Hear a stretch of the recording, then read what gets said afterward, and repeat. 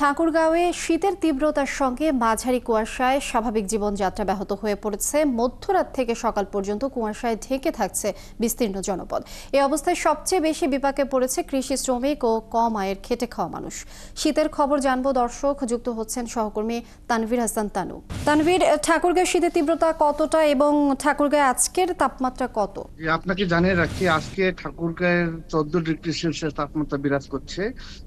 শীতের তীব্রতা আসলে যত দিন যাচ্ছে তত প্রখর আকার ধারণ করছে। এই শীতের প্রখর আকার ধারণ করার কারণে ঠাকুরগাঁয়ের নিম্ন আয়ের মানুষরা খুব ভোগান্তিতে পড়ছে। তারা কাজকর্ম থেকে শুরু করে নানা রকম মানে তারা দিনমজুরের যে দিনমজুরের উপর নির্ভরশীল, সেই কাজ থেকে তারা অনেকটা বিরত থাকছে। এদিকে আপনাকে আর কি জিনিস জানিয়ে রাখি, আমাদের ঠাকুরগাঁও 250 শয্যা বিশিষ্ট হসপিটালে ইতিমধ্যে শিশু এবং বয়স্ক রোগীদের সংখ্যা বাড়ছে। এই বয়স্ক রোগীদের সংখ্যা বাড়ার কারণ আমাকে ইতিমধ্যে আবাসিক অফিসার জানিয়েছেন যে এই সর্দি, নিউমোনিয়া এবং হাঁপানি রোগীর কারণে এবং শীতজনিত এইসব রোগ বাধা বিধের কারণে এই রোগীর সংখ্যা দিন দিন কিন্তু বৃদ্ধি পাচ্ছে।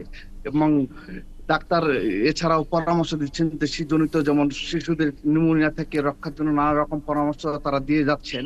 অপরদিকে ঠাকুরগাঁও কৃষি অফিস আমাকে একটি তথ্য জানিয়েছেন যে ঠাকুরগাঁও কোনো আবহাওয়া অফিস নেই। এই আবহাওয়া অফিস না থাকার কারণে তারা সঠিক তাপমাত্রাটা আমাদেরকে ঠাকুরগাঁওবাসীকে জানাতে পারছেন না। এই কারণে তারা কৃষকদেরকে সতর্ক বার্তাও দিতে পারছেন, এতে করে কৃষকরা একটা ভোগান্তির মধ্যে পড়েছেন।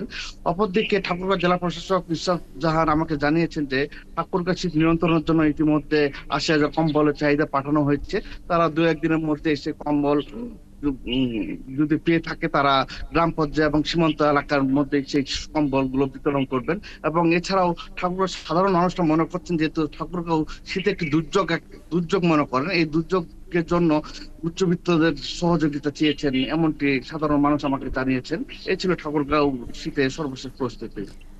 তানভীর হাসান তানু, আপনাকে ধন্যবাদ। আপনি যেমনটি জানিয়েছেন, আবহাওয়ার অফিস না থাকায় তাপমাত্রা বিষয়টি জানতে পারছে না সে এলাকার মানুষ। আর দর্শক, ঠাকুরগাঁও থেকে জানছিলাম আবহাওয়ার সম্পর্কে। তানভীর হাসান তানু জানাচ্ছিলেন বিস্তারিত।